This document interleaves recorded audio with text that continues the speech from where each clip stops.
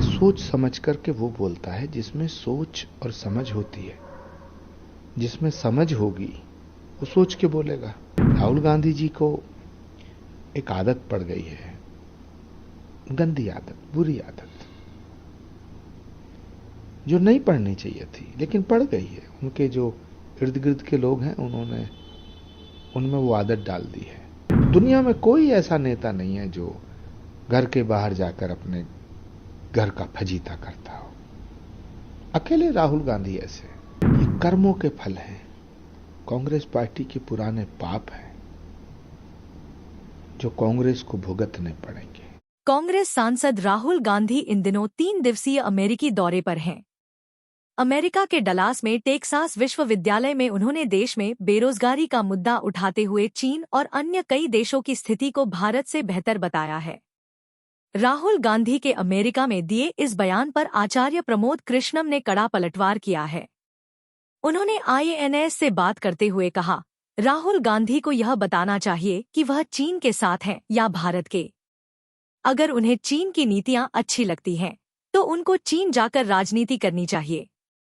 मैं राहुल गांधी के ऐसे बयानों से बहुत हैरान हूं। वह कहते हैं, असदुद्दीन ओवैसी भी देश के बाहर जाकर देश के खिलाफ नहीं बोलते हैं। ओवैसी देश के बाहर देश के साथ खड़े रहते हैं। वह कभी बाहर देश का विरोध नहीं करते। लेकिन राहुल गांधी ऐसे व्यक्ति हैं जो देश के बाहर जाकर देश के खिलाफ बोलते हैं। पश्चिमी देशों का उत्पादन केंद्र चीन में बन जाने को लेकर दिए राहुल गांधी के बयान पर उन्होंने कहा कि 2004 से लेकर 2014 तक 10 साल राहुल गांधी की सरकार रही। इसके अलावा इस देश पर लगभग 60 साल कांग्रेस की हुकूमत रही है। पंडित जवाहरलाल नेहरू, इंदिरा गांधी, राजीव गांधी, नरसिम्हा राव और मनमोहन सिंह, ये सारे प्रधानमंत्री कांग्रेस पार्टी के थे। इसके बावजूद राहुल गांधी की समझ में यह आज आया है। उनकी समझ में यह तब क्यों नहीं आया था? प्रमोद कृष्णम ने कहा कि आज भी उनकी जिन राज्यों में सरकार है, वहां उनको हर घर में नौकरी दे देनी चाहिए। वह तेलंगाना, कर्नाटक, हिमाचल प्रदेश में बेरोजगारी खत्म कर दें। राहुल गांधी के ऊपर एक कहावत फिट बैठती है कि हाथी के दांत खाने के कुछ और दिखाने के कुछ और हैं। सोच समझ कर के वो बोलता है जिसमें सोच और समझ होती है। जिसमें समझ होगी वो सोच के बोलेगा। राहुल गांधी जी को एक आदत पड़ गई है, गंदी आदत, बुरी आदत, जो नहीं पढ़नी चाहिए थी लेकिन पड़ गई है। उनके जो इर्द गिर्द के लोग हैं उन्होंने उनमें वो आदत डाल दी है। दुनिया में कोई ऐसा नेता नहीं है जो घर के बाहर जाकर अपने घर का फजीता करता हो। अकेले राहुल गांधी ऐसे। ये कर्मों के फल हैं, कांग्रेस पार्टी के पुराने पाप हैं जो कांग्रेस को भुगतने पड़ेंगे। शिवराज सिंह चौहान जी ने बिल्कुल ठीक कहा है कि राहुल गांधी जी नेता प्रतिपक्ष हैं, उन्हें सोच समझ के बोलना चाहिए। लेकिन मैं शिवराज जी से कहना चाहता हूं कि सोच समझ करके वो बोलता है जिसमें सोच और समझ होती है। जिसमें समझ होगी वो सोच के बोलेगा। जिसमें सोच होगी, जिसकी कोई सोच होगी, वो समझदारी की बात करेगा। अब जिसमें ना सोच है ना समझ, वो कैसे सोच समझ के बोलेगा? राहुल गांधी जी को एक आदत पड़ गई है, गंदी आदत, बुरी आदत, जो नहीं पढ़नी चाहिए थी लेकिन पड़ गई है। उनके जो इर्द गिर्द के लोग हैं उन्होंने उनमें वो आदत डाल दी है कि देश के बाहर जाके देश की तौहीन करो, देश की बुराई करो, देश को बेइज्जत करो। दुनिया में कोई ऐसा नेता नहीं है जो घर के बाहर जाकर अपने घर का फजीता करता हो। अकेले राहुल गांधी ऐसे। जब विदेश जाते हैं अपने देश की तौहीन करते हैं, अपमान करते हैं। माफी मांगनी चाहिए उन्हें पूरे देश से, क्षमा याचना करनी चाहिए भारत से।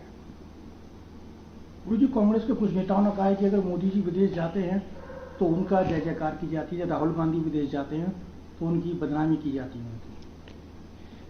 ये कर्मों के फल हैं, कांग्रेस पार्टी के पुराने पाप हैं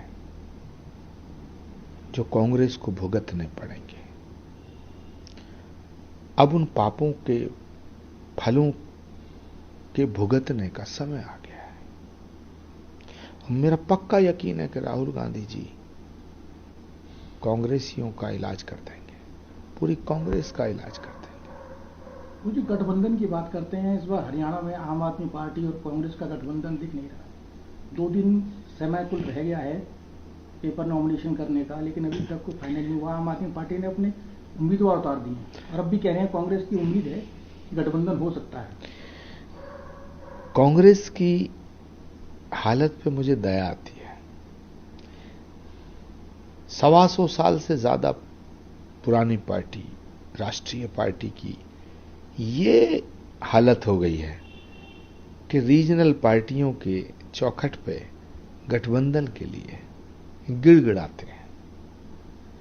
अभी भी किसी कांग्रेस के नेता की ये हिम्मत नहीं है कि वो डंके की चोट पे ये बोल दे कि हम गठबंधन नहीं करेंगे। आम आदमी पार्टी ने अच्छा किया, लेकिन सवाल इस बात का है, समाजवादी पार्टी भी चाहती है कि हरियाणा में कुछ सीटें मिलें। समाजवादी पार्टी को अगर सीट हरियाणा में दी जाती हैं, तब तो 2027 में कांग्रेस पार्टी को उत्तर प्रदेश में गठबंधन की उम्मीद करनी चाहिए। लेकिन अगर समाजवादी पार्टी को, आम आदमी पार्टी को हरियाणा में कांग्रेस सीट नहीं देगी, तो फिर कांग्रेस की हालत दिल्ली में और उत्तर प्रदेश में क्या होगी, ये कहा नहीं जा सकता है। लेकिन अफसोस कि राहुल गांधी जी के नेतृत्व में कांग्रेस आज किस हाल में खड़ी है, जैसे सांप के मुंह में छछूंदर है। ना गठबंधन अंदर को जाता है, ना गठबंधन बाहर को जाता है। ये बेमेल निकाह था जो एक झटके में 3 तलाक बोलने से पहले ही खत्म हो गया।